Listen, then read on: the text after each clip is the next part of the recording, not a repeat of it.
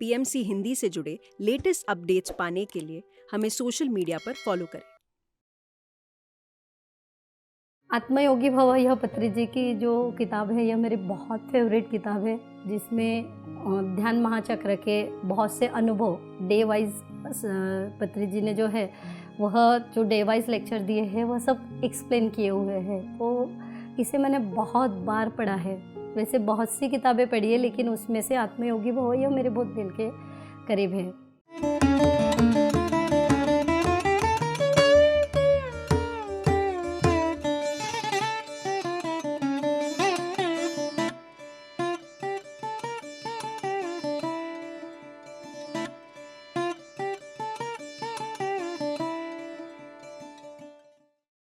नमस्कार, आत्मवंदन।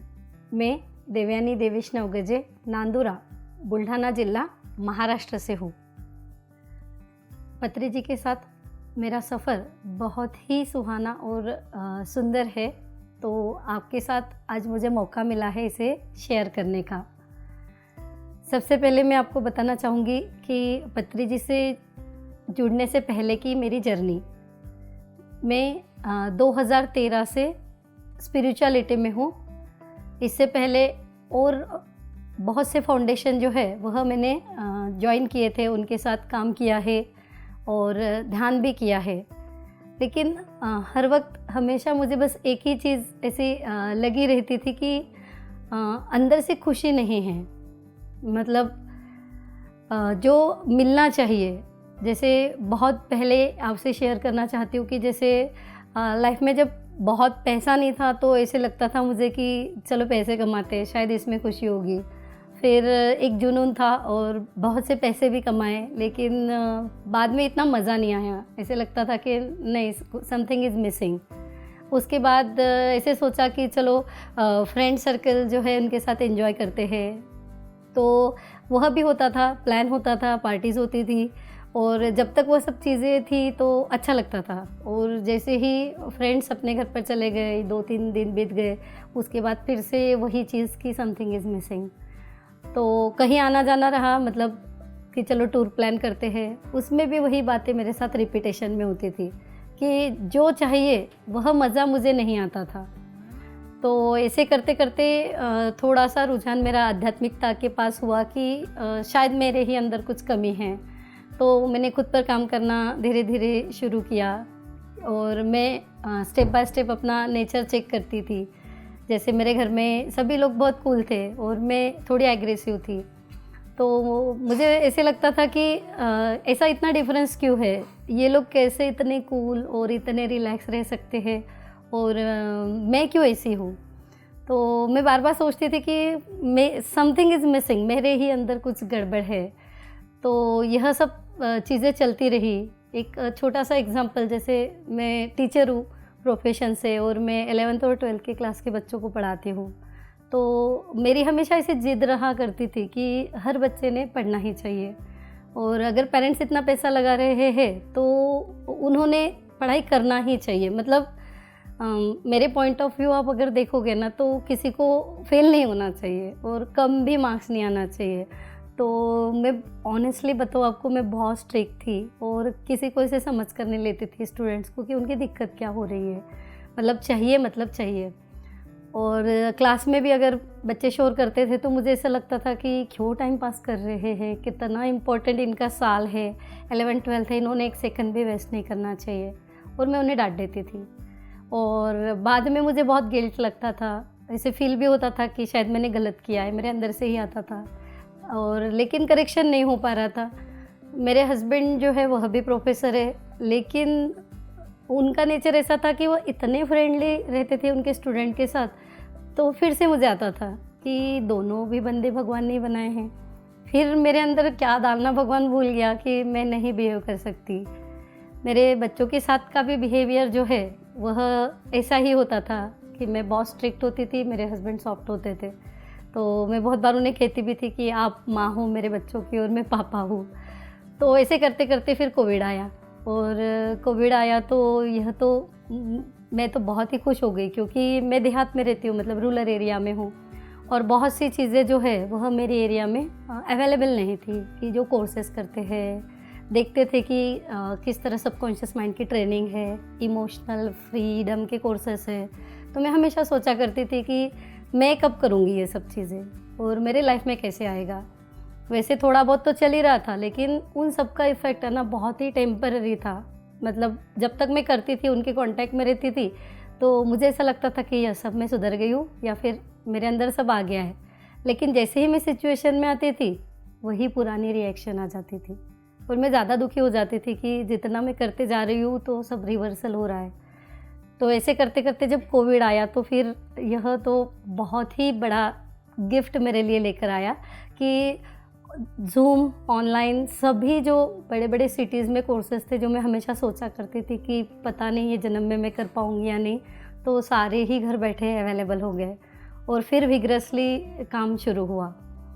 इससे पहले और एक चीज़ मैं आपसे शेयर करना चाहती हूँ कि मुझे फिज़िकली भी कुछ प्रॉब्लम थे।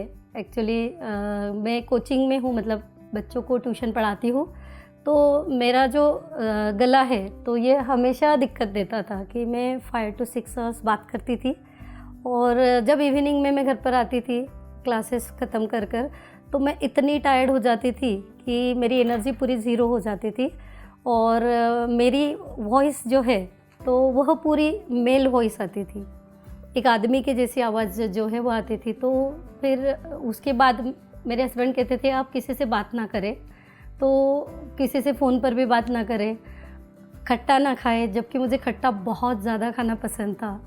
तो बहुत सी चीज़ें मैंने ट्राई की, लेकिन मुझ पे बहुत रेस्ट्रिक्शंस घर से लग गए थे। तो मैं ये भी सोचा करती थी कि यार मेरी ज़िंदगी क्या इतनी ही है क्या, मुझे क्या सिर्फ पैसा ही कमाना है, टीचर बनकर ही मरना है क्या।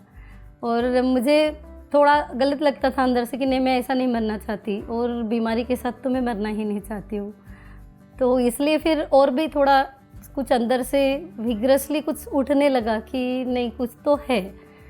तो ऐसे जब करती थी, कुछ टेक्निक्स करती थी, टेम्पररी मुझे रिलीफ मिलता था, लेकिन हर 8 दिन में मैं हॉस्पिटलाइज होती थी या फिर छोटी मोटी मेरी ट्रीटमेंट शुरू रहती थी कि डॉक्टर ने मुझे बताया था एंडोस्कोपी करने के बाद कि आपके गले में ऐसी छोटी छोटी जो है तो वह गठाने हो गई है और मैम आपको जो आपका प्रोफेशन है उससे विड्रॉल करना होगा। फिर मैं उनको पूछती थी इतने टीचर हैं, मुझे क्यों? तो बोले 10,000 टीचर में से कोई एक टीचर होता है बोले जिन्हें यह बीमारी होती ही है, इट्स वेरी कॉमन। तो फिर वह सब चीज़ें, और शाम में जब घर पर आती थी तो एनर्जी लेवल पूरी मेरी ज़ीरो, फैमिली से बात करने की इच्छा नहीं होती थी, इवन मैं मेरे बच्चों को खाना तक नहीं परोसती थी कि बस अब मेरा दिन ख़त्म हो गया। यह मेरी कोविड के पहले की सिचुएशन थी। और बाद में कोविड जब ख़त्म होते आया तो मेरे एक फ्रेंड ने मुझे एक वीडियो शेयर किया, मतलब वह और मैं स्पिरिचुअलिटी में साथ में ही थी। चंद्रकांता नाम है, वो चिखली से है, बुल्ढाना जिला से। तो उसने बताया कि मैं अभी पत्री जी के साथ जुड़ी हूँ और दीप्ति मैम के साथ JTTP कर रही हूँ।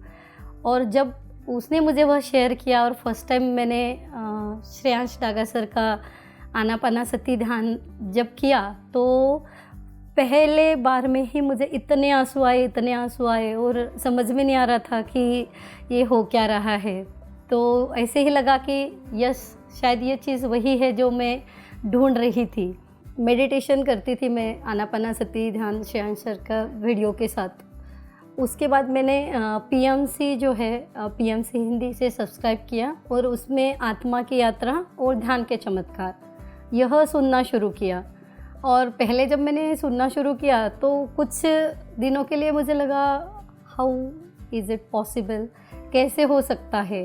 मतलब जो क्वेश्चंस मेरे थे उसके आंसर सामने वाला बंदा दे रहा था। जो लाइफ जर्नी मेरी थी, जो अभी तक अनसॉल्व थे, वह सब चीज़ें जो है वह उनकी जर्नी में मुझे सुनने के लिए मिली। तो फिर मैं इतनी खुश हुई कि यस, मैं जो चाह रही थी वह सब मुझे मिल रहा है। तो मैं दिन रात आत्मा की यात्रा और ध्यान के चमत्कार इसे सुनने लगी और साथ साथ मेरा ध्यान तो शुरू ही था। और जब मैं ध्यान में बैठती थी तब तक मुझे बहुत ज़्यादा नहीं पता था कि पत्री जी सर कौन हैं और यह सब चीज़ें क्या है। ऊपरा ऊपरी जो रिलीफ है उसकी बातें या वह चीज़ मैं ढूंढ रही थी कि मैं फ़िज़िकली ठीक हो जाऊँ। तो धीरे धीरे मुझे ऐसे विज़न आने लगे और मैं कनेक्ट होते चली गई। मेरा बेटा उस समय 12th स्टैंडर्ड में था और वह 12th स्टैंडर्ड में होने की वजह से फैमिली रिस्पॉन्सिबिलिटीज़ जो है वह मेरे ऊपर बहुत ज़्यादा थी।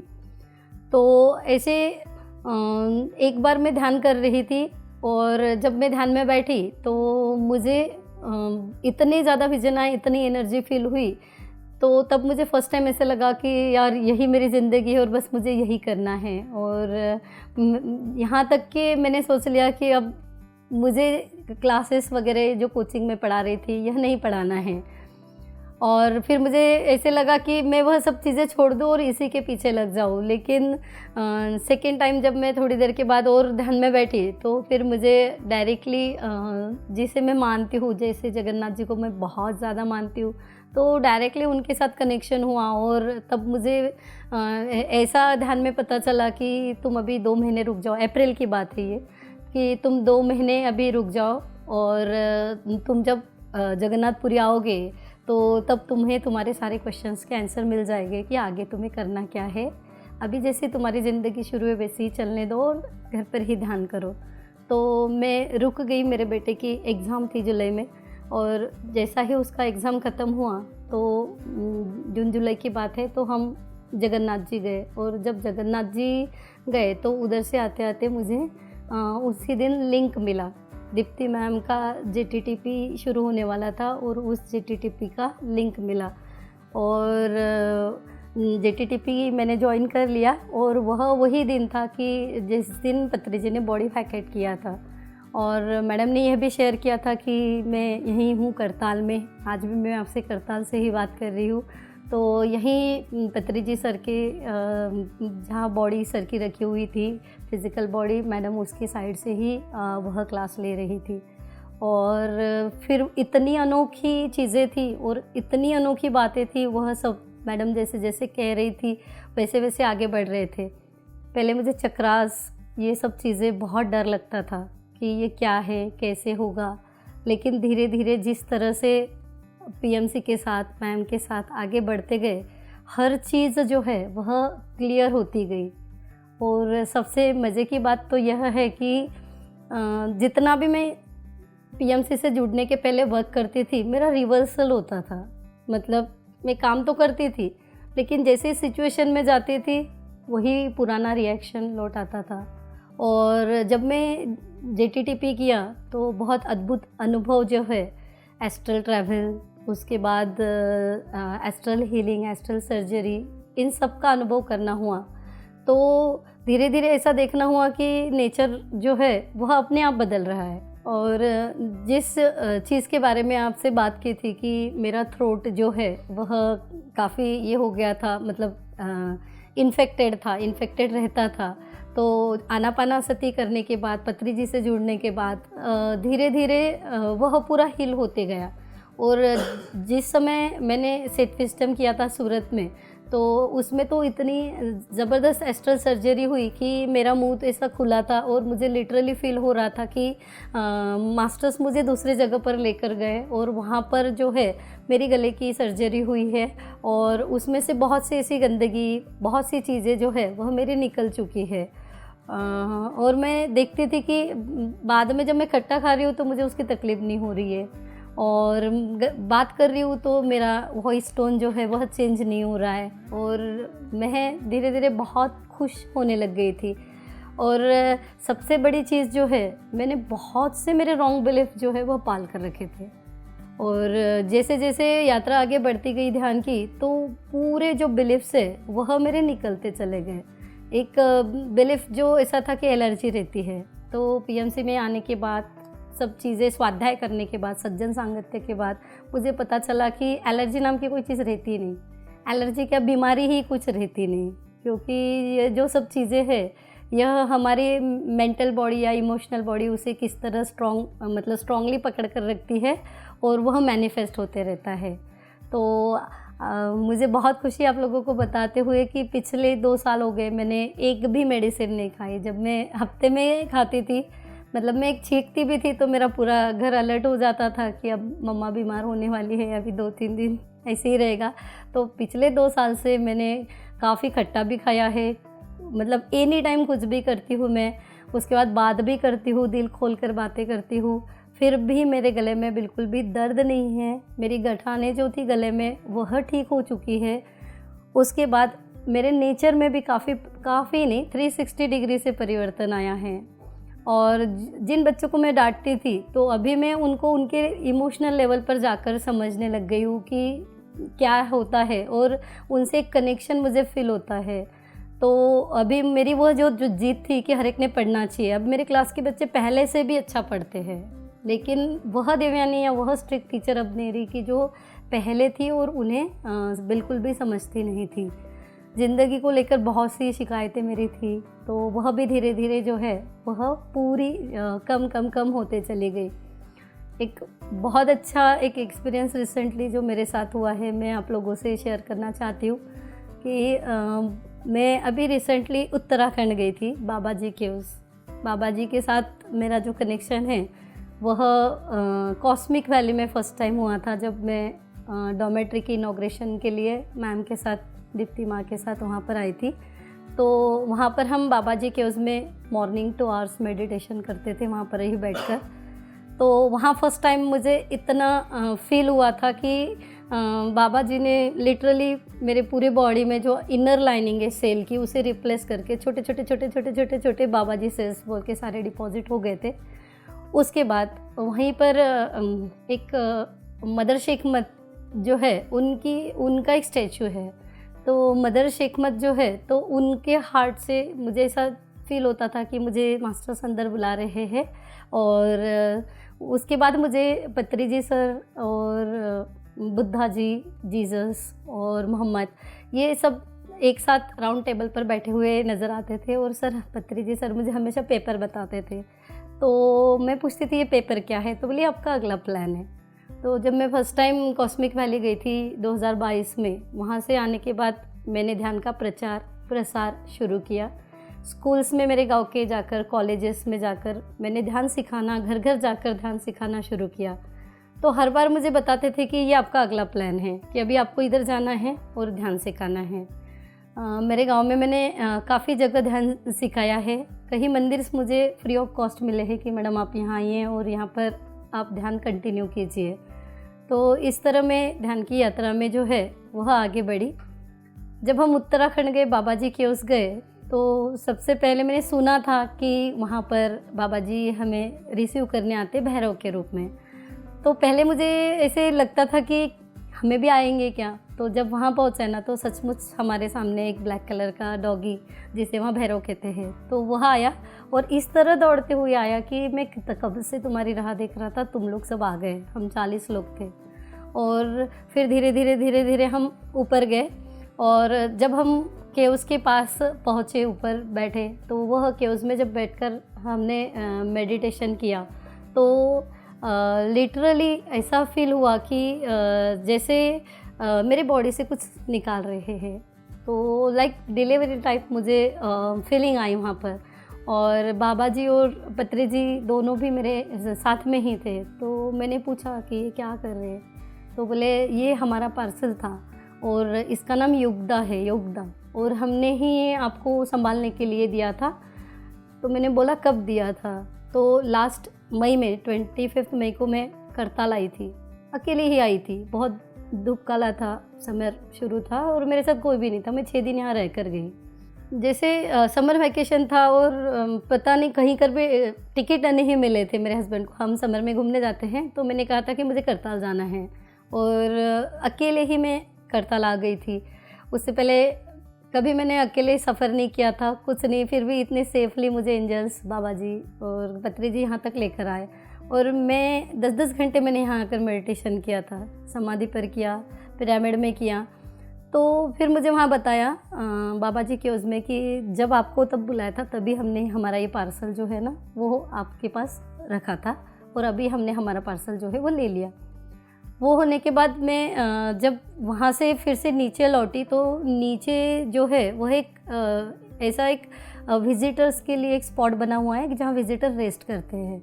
तो वहाँ जब मैं बैठी बाबा जी के फ़ोटो के सामने, तो फिर से मैसेज आया कि आपको ऊपर बुलाया है। और जब मैं ऊपर गई तो मास्टर्स ने सिर्फ इतना ही पूछा कि अभी अगला प्लान क्या है, क्या आप रेडी हो? तो मैंने कहा हाँ यस मैं रेडी हूँ। तो फिर तब मास्टर्स जो है उन्होंने मुझे कुछ कोडिंग में मैसेज दिए कि आपको यह वर्क जो है यहाँ से जाकर घर पर करना है और आप रेडी हो जाओ। और जब यह सब चीज़ें हुई तो आने के बाद सब कुछ नॉर्मल था। डे बाय डे मेरा प्रोग्रेस इतना अच्छा रहा हर चीज़ में, मतलब इकोनॉमिकली तो आपको बता ही नहीं सकती मैं कहाँ से कहाँ पहुँच गई, और इतनी इजीली पहुँच गई कि जो चीज़ों के लिए मुझे पहले इतने एफर्ट करने पड़ते थे वह इतनी इजीली मेरे जीवन में आ गई। मेरे रिलेशन बहुत अच्छे हो गए, मैं खुद से खुश रहने लगी, और सबसे बड़ी बात तो अपने आप में ही बहुत ज़्यादा खुश रहने लगी। आत्मयोगी भव यह पत्री जी की जो किताब है यह मेरी बहुत फेवरेट किताब है, जिसमें ध्यान महाचक्र के बहुत से अनुभव डे वाइज पत्री जी ने जो है वह जो डे वाइज लेक्चर दिए हैं वह सब एक्सप्लेन किए हुए हैं। तो इसे मैंने बहुत बार पढ़ा है। वैसे बहुत सी किताबें पढ़ी है लेकिन उसमें से आत्मयोगी भव यह मेरे बहुत दिल के करीब है। अभी यहाँ महायज्ञ में ध्यान महाचक्र में मेरा कोई प्लानिंग नहीं था आने का। तो कुछ दिन पहले फिर से जब मैं ध्यान में बैठी तो मास्टर से कनेक्शन हुआ और मास्टर ने कहा कि आना तो होगा ही, हमने आपको और एक पार्सल उत्तराखंड में दिया है बाबा जी के, उसमें उसको कौन डिलीवर करेगा।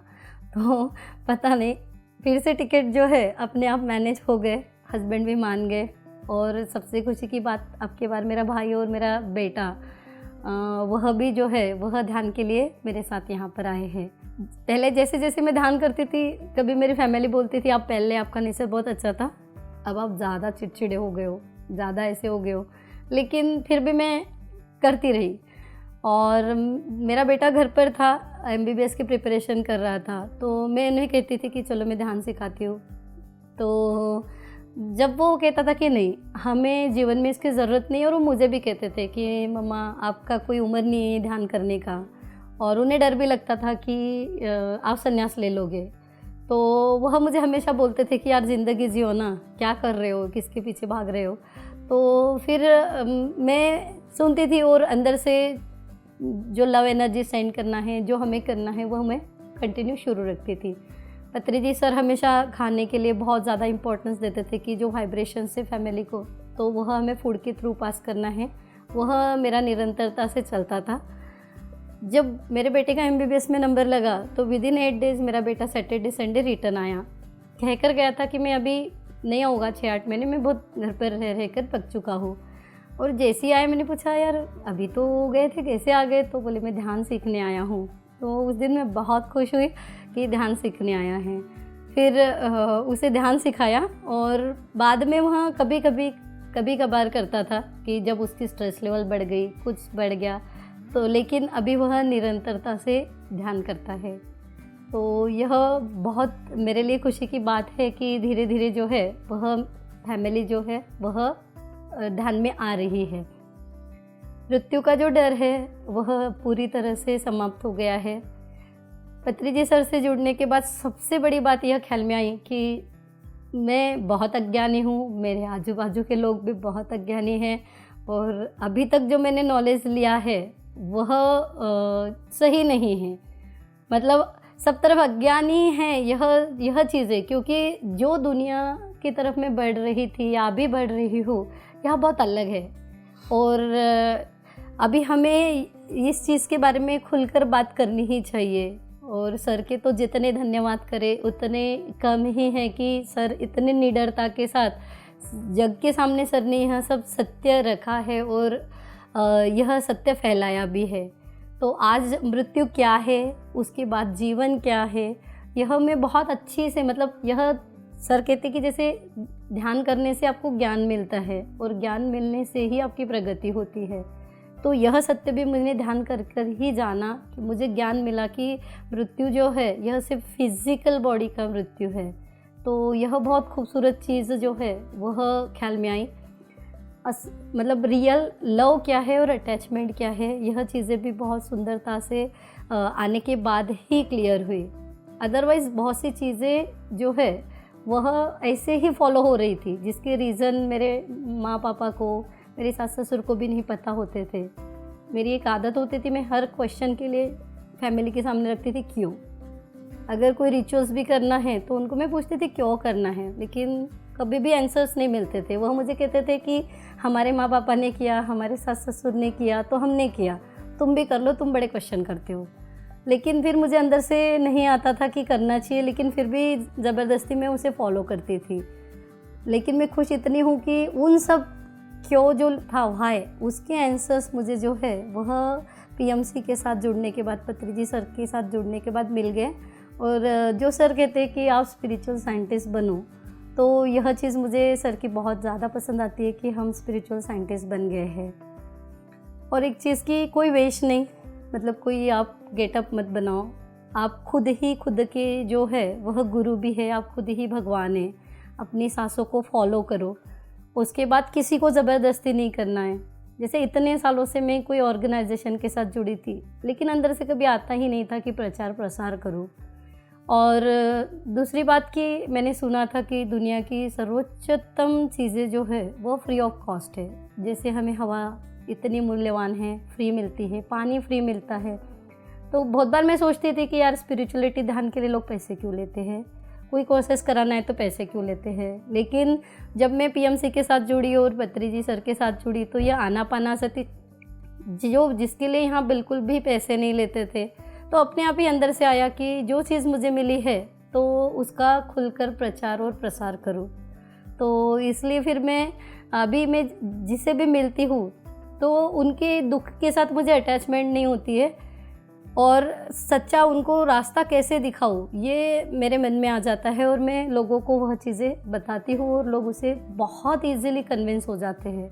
कभी कभी तो मैं आश्चर्य करती हूँ कि मैं तो वही हूँ पहले वाली, लेकिन ये शब्द कहाँ से आए, ये सॉल्यूशन उनके प्रॉब्लम का मेरे थ्रू कैसे आया। और फिर जब देखती हूँ ना तो बहुत मज़ा आता है यार। यस, देवयानी की बॉडी है, कर मास्टर्स रहे हैं। एंजल्स के साथ भी इतना कनेक्शन है कि छोटी से छोटी चीज़ भी अगर ना मिले तो इमीडिएट एंजल्स को कॉल करना होता है और वह चीज़ बिल्कुल ऐसे जादू की तरह सामने आ जाती है। तो इतना मज़ा आता है, और अभी वो फीलिंग भी नहीं है कि इसे कमाओ, खाओ, पियो और मर जाना है करके। जैसे पत्रिजी सर कहते हैं कि ये तो पशु भी करते हैं, फिर हम अलग कैसे हैं। तो हमारा उद्देश्य क्या है धरती पर आने का, हमारा उद्देश्य जो है वह बहुत सुंदर तरीके से मुझे पीएमसी के साथ जो है वह पता चला है, और उस उद्देश्य के साथ ही मुझे जीना है।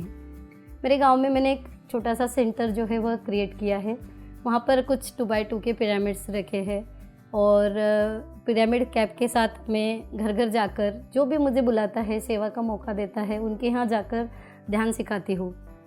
मेरे खुद के जो कोचिंग क्लासेस है तो लगभग 400 से 500 बच्चों को डेली मैं पढ़ाती हूँ, लेकिन पढ़ाने से पहले मैं उनको भी ध्यान सिखाती हूँ।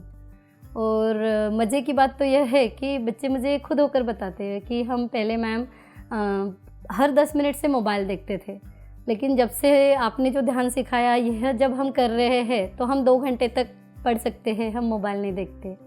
हम मम्मा पर हमारे चिड़चिड़ करते थे या हम बहुत इरिटेट होते थे, तो हम अब वो बातें बहुत अच्छे से करने लग गए हैं। तो यह सब चीज़ें, और साथ साथ सिर्फ मैं उनको किताबी बातें नहीं पढ़ाती हूँ, अपने आप कुछ ऐसी बातें निकल जाती है कि जो अंदर तक गई है स्वाध्याय से, सज्जन सांगत्य से, ध्यान से, कि सबकॉन्शियस माइंड की प्रोग्रामिंग क्या होती है, अफर्मेशंस क्या होते हैं, फॉरगिवनेस, थैंकफुलनेस, अपने आप उन तक ये सीड्स जा रहे हैं। तो मुझे वो चीज़ की बहुत ज़्यादा खुशी है कि केमिस्ट्री तो मैं पढ़ा ही रही हूँ, किताब के बाहर का भी जो सच्चा ज्ञान है वह इस फिज़िकल बॉडी द्वारा उन तक पहुंच रहा है। तो आप सभी से मैं रिक्वेस्ट करना चाहती हूँ कि जैसे एक देवयानी इधर है, इसके अनंत प्रॉब्लम थे, तो आपके अंदर भी ऐसे ही कुछ क्वेश्चन चल रहे होंगे, या कुछ भी अगर आपकी प्रॉब्लम है तो पीएमसी हिंदी को सब्सक्राइब करिए। आपके हर क्वेश्चन, हर प्रॉब्लम का सोल्यूशन जो है वह हमें कहीं ना कहीं मिल जाता है। और इतनी सुंदर ध्यान विधि है कि इसे फिंगर्स क्रॉस करना, लेग्स क्रॉस करना है और अपनी सांसों के साथ जुड़ जाना है। कोई रूल्स नहीं है, खाने के पहले कीजिए, खाने के बाद कीजिए, कहीं पर भी बैठकर कीजिए। तो इतनी सुंदरता, इतनी फ्लेक्सिबिलिटी है। और एक चीज़ सर की आपको मैं बताना भूल गई, वो बताती हूँ कि सर ऐसे कभी फोर्स नहीं करते कि जैसे मेरी ही किताबें पढ़े, मतलब आपको PSSM की ही पढ़ना है। हर मास्टर्स उनके जीवन के अनुभव हमें पढ़ना है। खुद सर कहते थे कि सर की लाइफ टाइम में सर ने 1 लाख किताबें, 1 लाख से भी ज़्यादा किताबें पढ़ी है, तो वह बहुत सुंदर जो चीज़ है। तो सभी से रिक्वेस्ट है कि PMC हिंदी को सब्सक्राइब कीजिए और PMC हिंदी के साथ जुड़िए। आप सभी का सुन के लेने के लिए बहुत बहुत धन्यवाद है। Thank you so much. PMC Hindi बदले